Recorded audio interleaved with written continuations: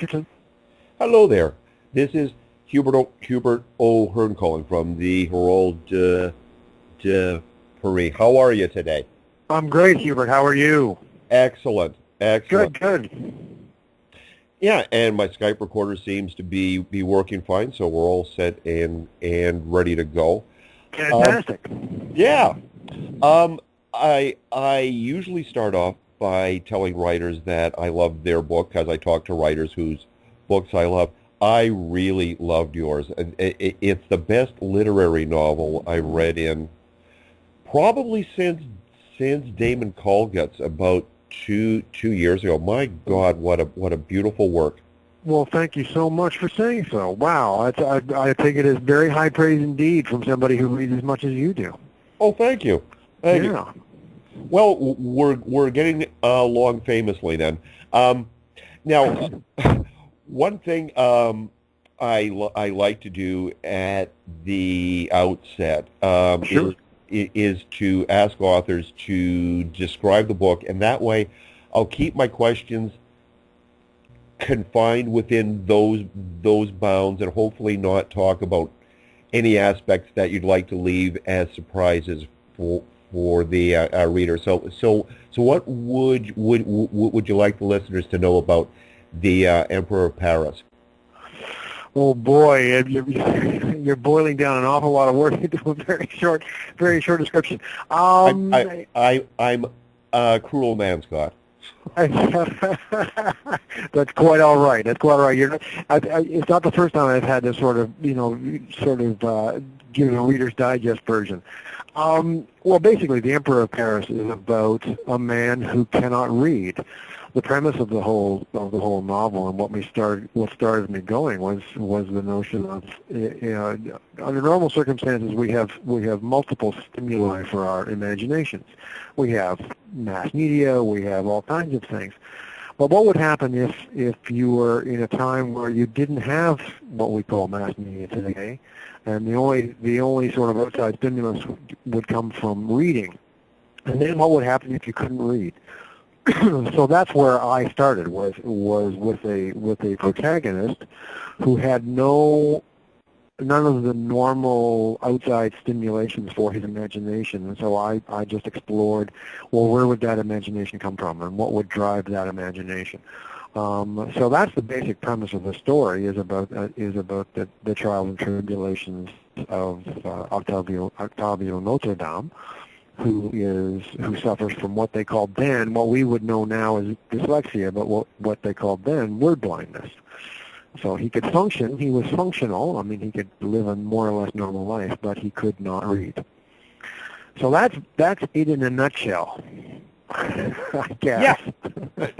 Great. And that gives me lots of room to carry on with. Yeah, because there's some great games in it where Octavio looks at pictures in the newspaper while the wife toddles off to church and so on, and he sits on his front step, and later when a couple of characters go to the Louvre and make up stories based off famous paintings. Have you ever played that kind of game yourself, just looking at a picture and letting your imagination run? I have to a certain extent. I mean, certainly, if I'm, when I was first, looking for an idea for a second novel, and I love photography and I love fine art and stuff like that, and yeah, there were times when I needed to sort of kickstart my own thinking, and I would look at a photograph that I found, evocative or provocative or interesting, just plain old interesting, and I would play that game. Well, who is that person in the photograph, and why is she there, and how did she get to that point? And so yeah, I played it to a certain extent in my own head.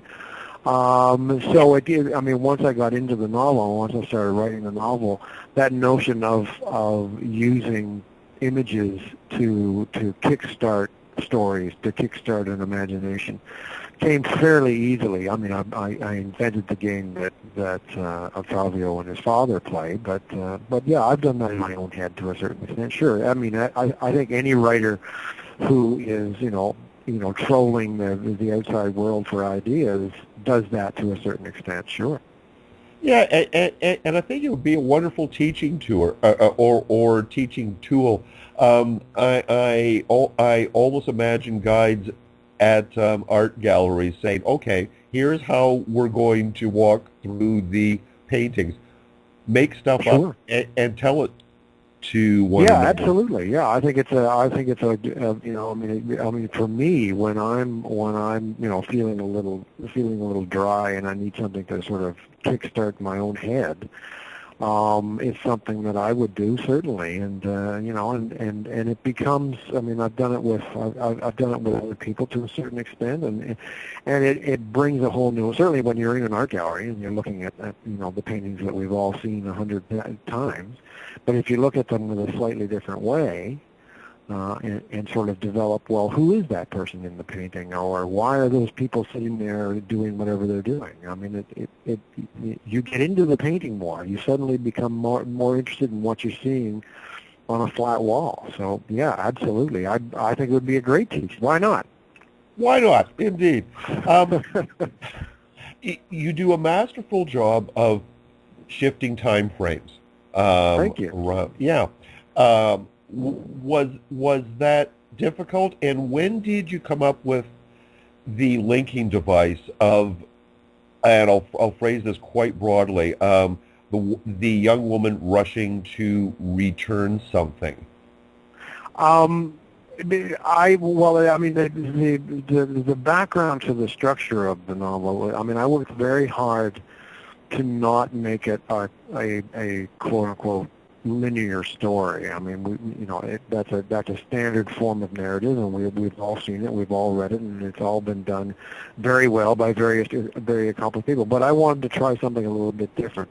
The whole writing thing for me is still very much a learning process, and when I set out to do the second novel, I did not want to do the first novel or repeat the first novel. So I worked very hard to come up with a slightly different way of telling the story. And in terms of those anchor points that spread throughout the novel, where there is that incident, the fire is happening, and Isabeau is rushing to return the book and whatnot, that became sort of an anchor point, and literally I wrote that section as one complete thing, and then I used it to separate other sections where I was talking about Octavio's early years, or about the bookseller, or about the painter. But that was very much a conscious effort to not do a straight linear narrative, because I wanted to see, A, if I could do it, and B, if I could bring something a little bit different to the whole reading experience. Yeah, and it really works nicely. Thank you. Yeah, especially with the two bakers, father and son, where right. we kind of mentally reset as to, okay, which baker are we at now? And it's not a source of confusion. It's one of reader engagement. That's what I wanted. I mean, I worked very hard, and I was concerned throughout the writing process that I would confuse a reader or lose a reader. But by the same token, I trust readers implicitly. I consider most readers to be more or less the smartest people on the planet. And you don't need to treat them like they're four. They're intelligent people. They will, once they get into a story, they will quickly glom on to what you're trying to do, and the different sort of structure of the novel. So I rely very heavily on that intelligent reader to be able to follow along. I mean, I didn't want to write, for lack of a better term, a lazy book where it's just you sort of let it wash over you. I want to engage the reader. I want the reader to be involved, and to pay attention. And to which is one thing about The Emperor of Paris that I think most readers should know is that, there's a requirement on their part to bring something to the table and to be engaged. And some will, some won't. But I'm happiest if I find a reader who says, yeah, sure, I'm in for this ride. You take me where you want me to go. Yeah, well, and conversation is much more interesting than a monologue, Yeah, exactly. And I think, and I didn't want to, sort of drone on and on and on for page after page after page after page about one specific character or one specific scene. I wanted to break it up. I wanted to make it as lively as I could. I wanted to have, I wanted to shift pacing here and there, and I could do that both with using the urgency of, the fire sequence, what I call the fire sequence, with quieter incidences and quieter settings and that kind of thing. So I wanted to sort of instill some life in just the basic flow of the book. Yeah. Why did you choose bakers? For the main characters, they could have been candlestick makers, and we could. You know what? They could have been anybody. You're absolutely right. They could have been anybody. I think it was just, because, one of the things I wanted very early on, before I'd even decided who my protagonists were, is one of the things I wanted to explore was sort of, the notion of not the Paris that most tourists knows, or not necessarily the cliched version of Paris, but the average working Joe down there in the trenches, who spends their entire lives working and living in this city, and has an entirely different take on the city than you and I would if we showed up and wanted to go and see the sights. So I wanted somebody who is humble and of limited means, and a working man, a working family. And I've always been a fan of French baking. And in doing a little bit of poking around about sort of those trades, butchers, bakers, candlestick makers, those kinds of things. I found that the history of baking and the history of bakeries in Paris and in France, it was kind of interesting. I learned a lot about things that I didn't know. For instance, today if you go to Paris, most bakeries, boulangeries, are also pâtisseries. Well, that only happened that only came about in the late 1900s and early 20th century, where you combined the two aspects. And up until that point, if you were a baker, all you did was you baked bread. You did not make fancy pastries. You did not do pies. You did not do those other kinds. And the two of them were entirely separate. So I found that really interesting. So I think that's where bakery came from. And who doesn't like a good baguette? You bet.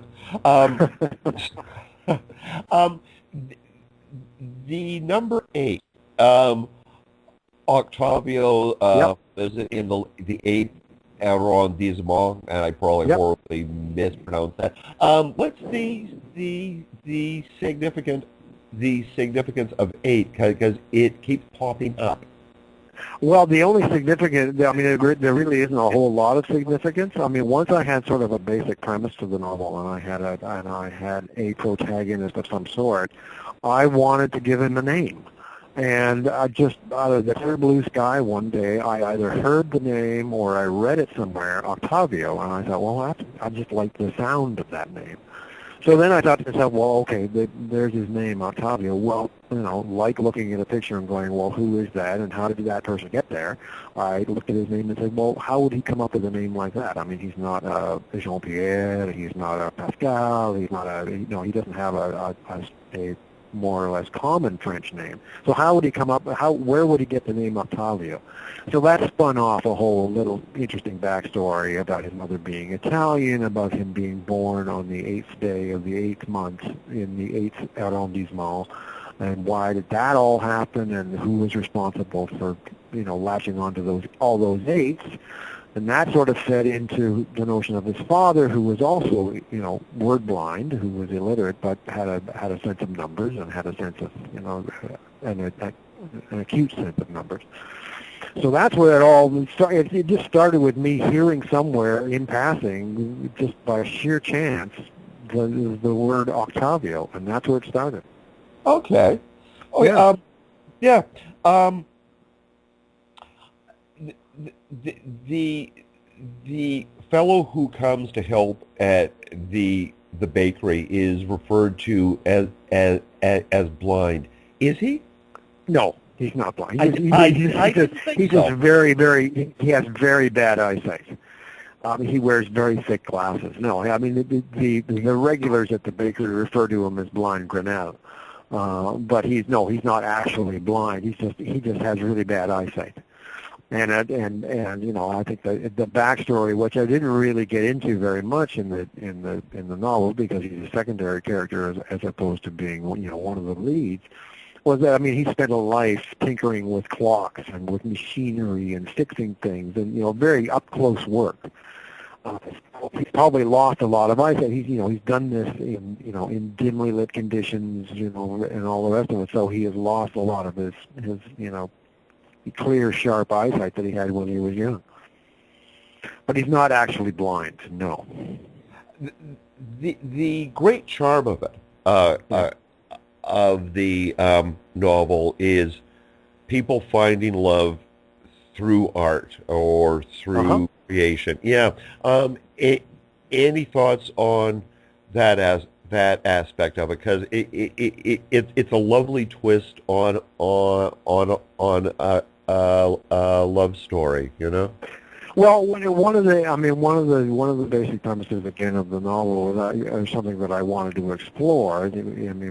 Once I had sort of my main cast of characters, I wanted to give them all a weakness or a flaw or something that would set them apart from normal life, and that they would hopefully overcome in the course of the novel, one way or the other, either by their own efforts or by someone else's efforts on their behalf. So all the main characters in the novel all have a certain something that they have to overcome. And certainly with Octavio, over and above his inability, the inability to read just sort of drives him, to think himself unworthy, to think himself, not part of, the normal society, and God forbid he would ever latch on and fall in love with somebody. And by the same token, his counterpart, Isabeau, she's scarred, at a childhood accident, and and she, feels in herself that she will always be alone because of this, and people will always stare at her, and she'll always be, pushed aside. So I wanted them to both sort of overcome those things somehow, and they overcome it by looking at pictures or working with pictures, and they overcome it with books, even though one cannot read, and the other one, all she does is read. So I like that kind of nice contrast that brought them together. What was your favorite bit, a scene, minor character you came up with? What was your favorite bit in the Emperor of Paris to write? Oh boy, well they're all favorite. Sure. Some of it I will be the first one to admit was a struggle. Writing by definition for me does not come all that easily. I have to work very hard at it, and again, I'm still learning how to do it. But there were instances where it seemed to just flow really nicely, and I wasn't struggling too much with it. And probably the one section that flowed the best amongst. I'm happy with the entire book, obviously, but the sequence with Le Drop, the World War I veteran who was in the park playing the fake piano, that sort of came out of me in almost one draft, and with minor tweaking didn't change much. Yeah. So yeah, I would say that was a favorite part to write. That is a great set piece. Thank you. Yeah. Thank you. if they film it, boy, I hope they get it right, you know?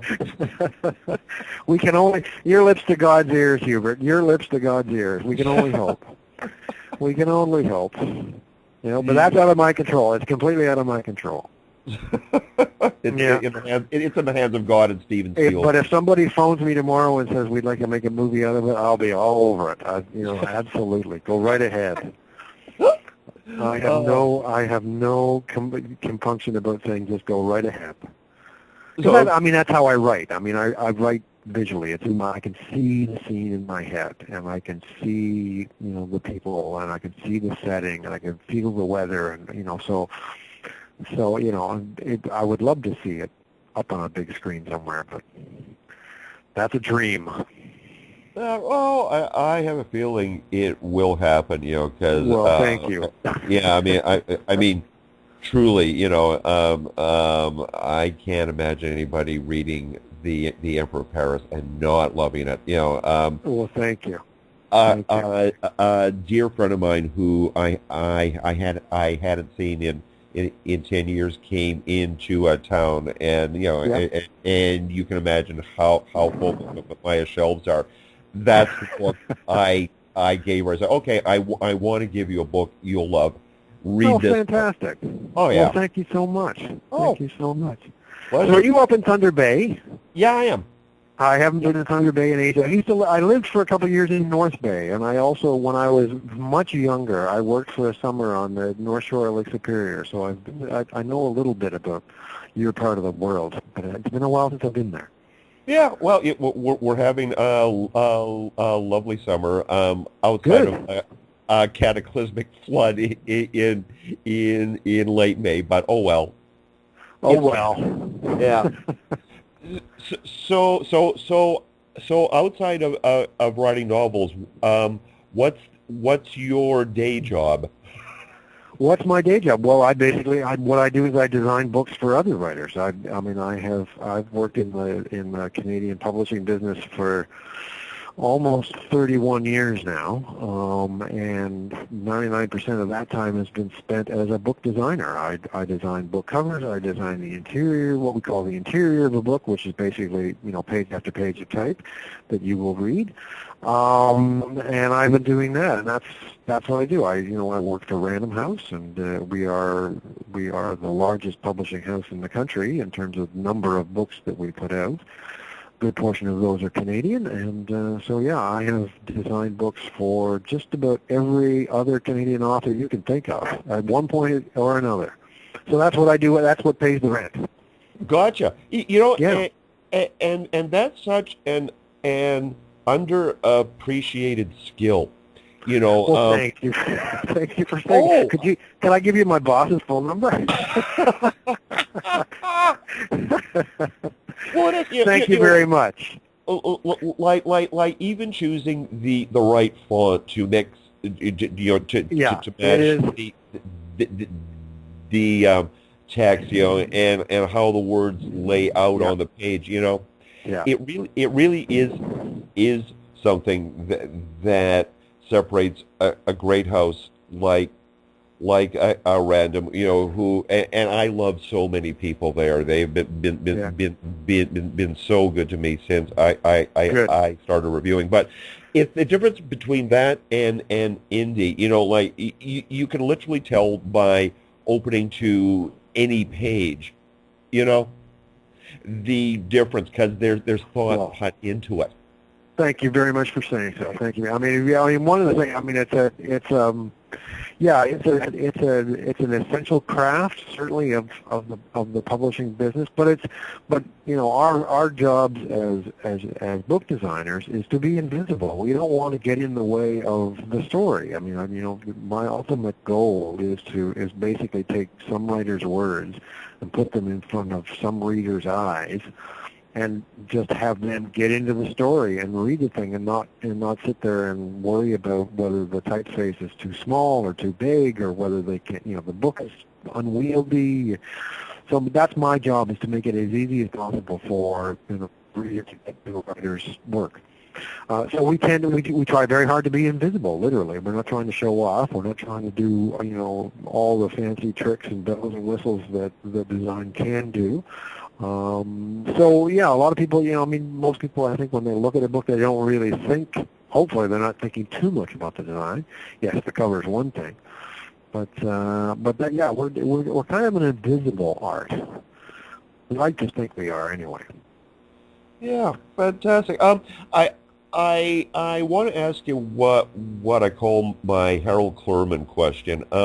Clurman, the great stage director and critic, he had a wonderful line that if from the original conception to slumping in his seat on opening night, if Right. a director gets 70% of what the original vision was, he's won. From your first thought of Emperor of Paris to here we are now, the book has been released. What percentage do you give it? Oh boy, that's a really good question. I've never been asked that question. That is such a good question. It's a fun one, eh? Yeah. It is a real fun one because, yeah, certainly on the Emperor of Paris, it went through a lot. Oh boy, I think I would give it 50%. I think 50% from the initial synopsis that I wrote for the Emperor of Paris, which my agent asked me to do. This is 5 years ago now. From that initial synopsis to the book you hold in your hands now, I would guess with about 50% of it changed in one way or another. Certainly the basic premise is still there, and that's, all that kind of stuff. But in terms of the structure, in terms of the cast of characters, those kinds of things went through all kinds of permutations. I had a solid sort of, my lead cast was solid throughout, but the supporting players changed a lot. I jettisoned some characters in, draft 3 or draft 4, and I added some, or I fleshed out some that were so minor in draft number 1 that suddenly have, became more involved. So I would guess around 50%. And that may be even that may be generous. No kidding. What a great question. Oh, cool. Yeah. The last thing is that I always give, pardon me, the interview subjects what I call the last 3 minutes. You can go 3, don't feel obligated to, but in other words, to talk about whatever may be on your mind. This book, the next book, Sure. Why are the Blue Jays fated to have the entire pitching staff led in the hospital? What? That's very funny. And it saves me from having to think of more smart questions. So well, I don't know if I'll take 3 minutes, but maybe I'll just ramble on a little bit about one of the things that I was trying to do with Emperor of Paris, and it comes straight out of my day job, and it comes out of my 30-odd years as working in books, and that's the notion of a celebration of the physical book. We're all, we're getting beaten from all quarters, with the notion of ebooks and the rise of ebooks and digital publishing and all those kinds of things, which is fine, and I know its place, and I understand its place, and I understand why it's there. But I wanted to sort of, put my finger in that dike and say, well, wait a second, there's still the physical book, and it should be celebrated. So throughout, as both a visible and readable string within the novel, but also invisible as an underlying current, is the notion of what a physical book means, what a physical book is, and how it feels, and what it means to people, and that sort of iconic object that we all love so much. And certainly, and how much more important those physical books become in the modern world when there's so many other ways of being entertained. So that's as much as anything else what the Emperor of Paris is. It's a celebration of not only reading and of imagination, but it's also a celebration of a physical thing that has been around for 500-600 years and hasn't really changed all that much and continues to flourish, despite what the ebook folks would say. So that's my final word. If anybody's wondering, well, why should I buy the Emperor of Paris? Buy it because you love books. How's that? Whether you like the writing or not is entirely up to you. But if you like physical objects and if you like the notion of a real book sitting on your bookshelves, then the Emperor of Paris may be for you. How's that? That was fantastic, Scott. You know, Great. if you ever get out of design and get tired of writing, go straight into PR. Okay, fair enough. Fair enough. Have a Fair enough. fantastic day. I've loved chatting with you, and the interview will be up in the Herald's literary section on Sunday, and I'll send a link to Nicola. I will. I'm looking forward to it. And Hubert, thank you very much. Great. I had a great time, and I love that question about how much is left from the original premise. That's a fantastic. Keep that one. I will, sir. That's great. Okay. All right, Hubert. Bye-bye now.